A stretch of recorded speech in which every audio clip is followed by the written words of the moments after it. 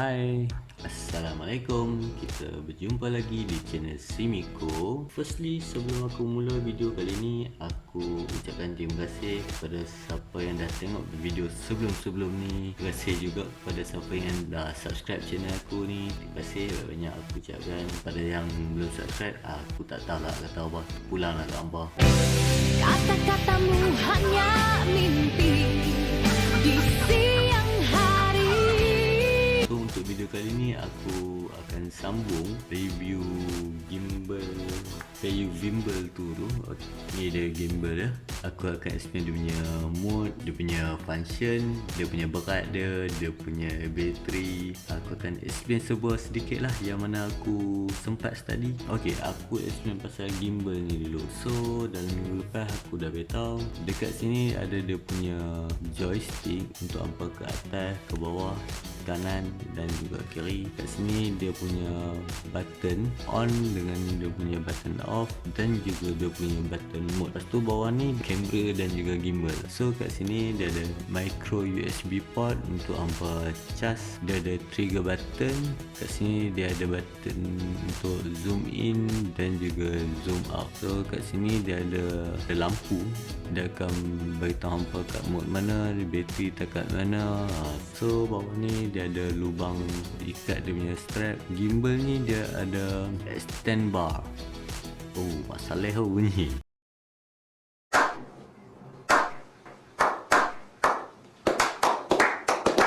Dia ada extend untuk hampa adjust stabil tu. Okay, untuk panjangkan, untuk pendekkan, bergantung kepada saiz handphone hampa. Okay, kat sini dia ada micro USB port untuk hampa charge daripada port ni untuk charge handphone.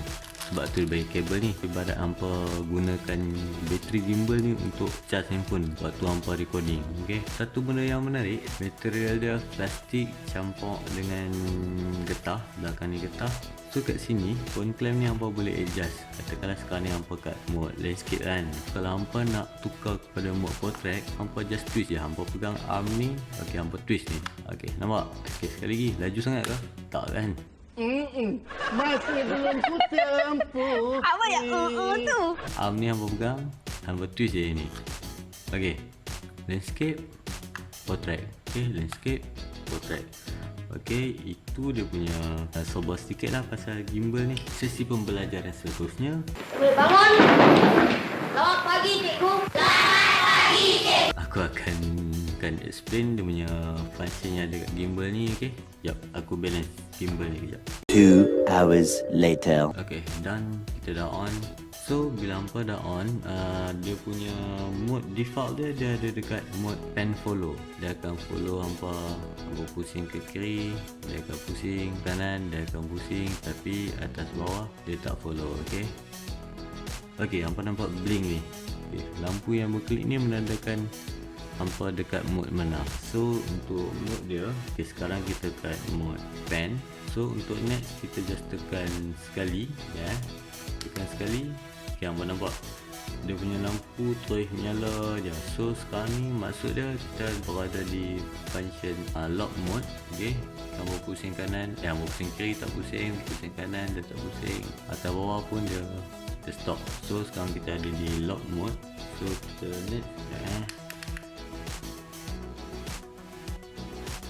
nah, so hampa tengok dia punya lampu ni lain. Dia akan berklik 2 kali. Sekarang ni kita dekat mode follow, mode next. Oh, tak jadi.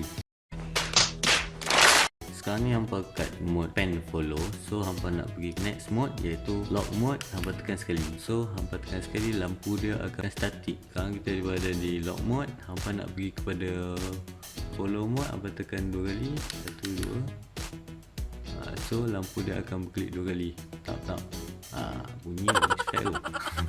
So ok, dia akan pergi pada function follow mode. Hampa pusing kiri, dia pusing kiri. Hampa pusing kanan, hampa turun bawah, hampa naik atas, dia akan pusing ke atas. Ok, so nak reset balik dia punya mode, pergi pada mode original iaitu pen follow. Hampa just klik trigger ni, hampa klik 2 kali. 1, 2.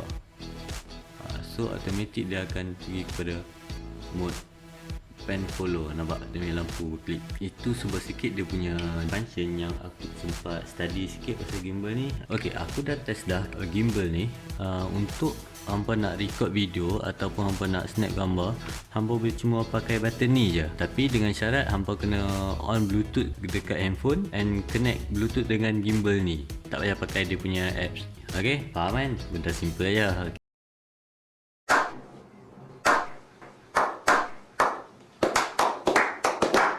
Oh, aku lupa nak test button belakang ni.